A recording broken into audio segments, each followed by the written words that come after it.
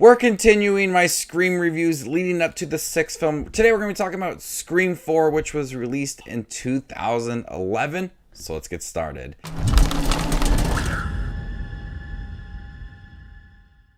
Hey everybody, my name's Justin here. I try to watch everything that hits theaters and on streaming services. If you guys are like me, go ahead and hit that subscribe button down below and click that bell notification for more up and coming content. When Scream 4 was released in 2011, I didn't see the previous three films. So when it was released on DVD, I watched all three films and then I watched the fourth film. And I remember it so vividly because I had a really good time.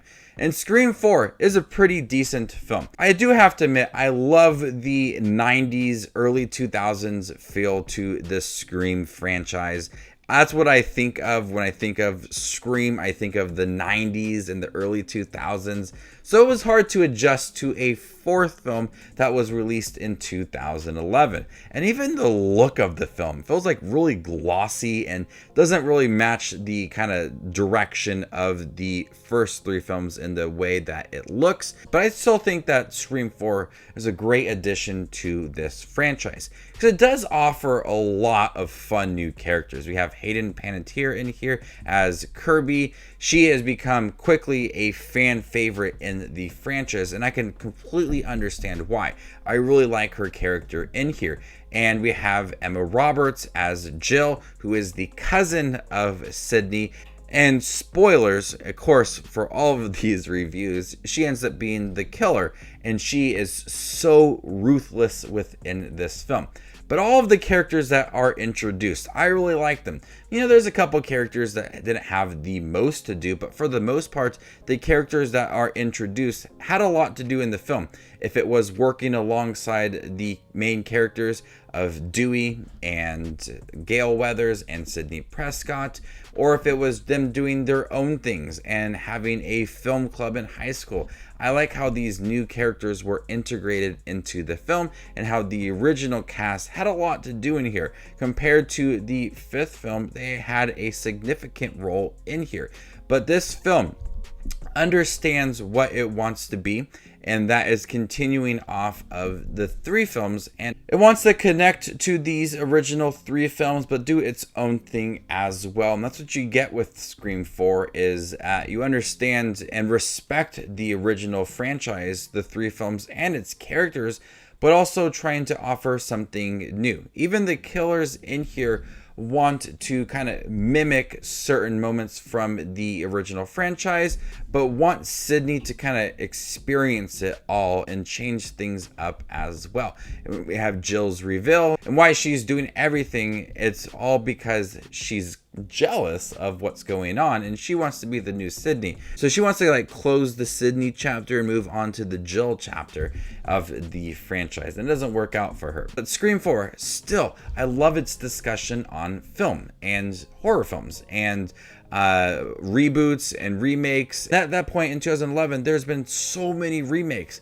And at the end of the film, when Kirby starts to list off all of the remakes, watching it now, I was amazed with how many remakes there were at that point in 2011. Halloween, Texas Chainsaw, Dawn of the Dead, The Hills Have Eyes, Amityville Horror, Last House on the Left, Friday the 13th. There are so many remakes, and the film discusses remakes and how it has to pay tribute to the original film, but also offer something new. Which this kind of feels like that. It's not a remake, but at times it feels like it's trying to remake moments, but also be new. And I like that about Scream 4. And the previous three films were all really great, but I enjoy Scream 4 for moving in a new direction, but also paying tribute to the original. Now the kills in here, there are some brutal kills. And like I said, Jill is a ruthless character. And she wants to kind of follow this certain formula. And we have Charlie Walker, who's kind of like her lapdog, really just kind of is there to just be another killer in the film. But she is a character that strategically plays up this character and all of the moments of her being the cousin to Sidney, and plans things perfectly throughout the film to where it is a surprise. And you really didn't expect a cousin of Sidney, who is there for most of the film, to be the killer. And I love that whodunit style in all of the Scream films, because you could watch any one of them and still be surprised with a character that is revealed to be the killer. And so when we were introduced to Jill as the killer, I was surprised with it. And Emma Roberts gives a really creepy performance. Lady, you're scaring us. Once she is revealed as the killer within the film, her motives, what she does to Charlie and all the other characters, she's willing to go above and beyond to what the other killers have done. So at times this film and Wes Craven feels like he's trying to one up the previous films. And although Scream 4 is not the best film in the franchise, it isn't the worst one as well. But you can feel that Wes Craven is trying to match the original, but also go above and beyond without being totally ridiculous as well. But overall, Scream 4, I really like the new characters in here, from Hayden Panettiere and Charlie Walker and Emma Roberts in the film. I like those new characters. But Sidney and Gail and Dewey, they still have a lot to do where they feel as main characters. Where I said as the fifth film, they felt like more minor characters. We see Sidney, who's writing this book. She's still dealing with the trauma of the previous three films, but she still is moving forward. She still is a very strong character, one of the best final girls. Gail Weathers still acting the same. She wants to get involved. She is attending the stab marathon, putting cameras everywhere. She wants to be in it. And Dewey, still a very lovable character, still will protect everybody. I love David Arquette in the film and his character. And this is one of the best versions of him as well, because you feel like he's taken on this new role. He's respected, everybody loves him, and he's just getting involved with everything going on.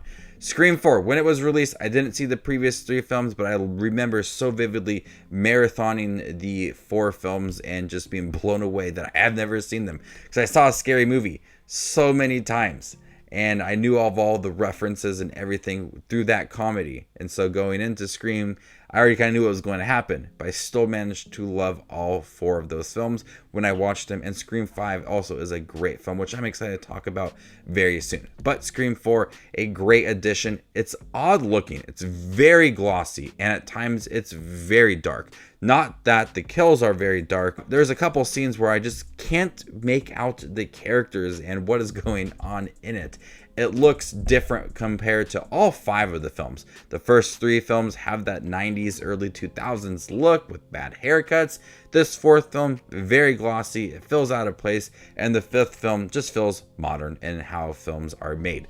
But Scream 4, I really did like it, and I'm excited to talk about it in a ranking video and where it stands amongst all of the other films. So before I give you my score for Scream 4, make sure to check out my channel. Here I do movie reviews, trailer reactions, ranking videos, tier lists, all that fun movie related content that you see on YouTube. I do it all here, so hit that subscribe button and get it all in one spot. I'm going to go ahead and give Scream 4 a B. Thank you guys for checking my review for Scream 4. Are you excited for the newest film, Scream 6?